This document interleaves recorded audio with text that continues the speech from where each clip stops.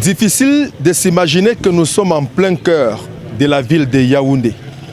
Ici, nous sommes à Mimboman, au lieu d'Ifekom, jusqu'à la 2e chefferie. Les populations de ce quartier estiment que non seulement le quartier est maudit, mais aussi cette route restée dans les oubliettes des autorités locales. Tel un mystère douloureux. C'est l'expression utilisée pour décrire la route Mimboman-Fekom jusqu'à la 2e chapelle.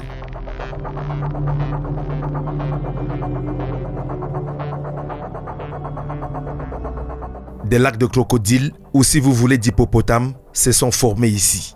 L'endroit n'a jamais été changé. Chaque fois, on va arranger. L'état de la route est déplorable et même inaccessible. Vous-même, vous voyez, c'est très impraticable parce que déjà, on ne sait même pas si on pense à nous de ce côté. Des déboires qui font même perdre le latin du curé de la paroisse Sainte-Thérèse de l'Enfant Jésus. Nous sommes à la capitale. La capitale politique de Yaoundé. Le Fekom est dans la capitale. Et le Fekom qui est appelé à... Comme on entend, hein, que le Fekom fait des routes partout. Le Fekom fait des routes partout. Ce petit tronçon a dépassé le Fekom.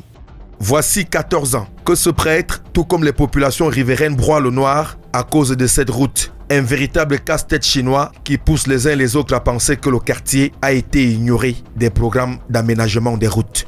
Nous sommes maudits. Pour monter là, arriver au terminus, c'est une question de 2 minutes, je pense. Mais tu peux faire facilement 30 minutes. Et ça coûte combien? C'est 300 ou 400 francs. Le tronçon bat le record de la route la plus dégradée au Cameroun, avec cet énorme cratère qui a complètement divisé la route en deux. À ce tableau sombre, l'on peut ajouter le mauvais état du réseau de la société en charge de la distribution des eaux, toujours boueuse en raison des tuyaux éventrés. En Dieu, il y a toujours espoir.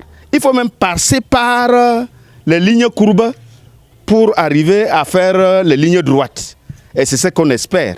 On se dit qu'un jour, ça ira.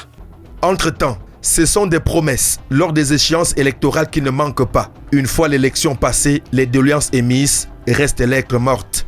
Ils sont venus avec un engin, d'abord, qui est même tombé en panne. 2 engins pour commencer. Ils disent, c'est le début, c'est le président qui nous a envoyés. C'est le président qui nous a envoyés. Et dès que les élections sont parties, les engins sont repartis. En attendant, les prières sont orientées vers Dieu. C'est l'espoir pour ces populations que la route Mimboman-Fekom, 2e chapelle, retienne une fois pour toutes l'attention des pouvoirs publics.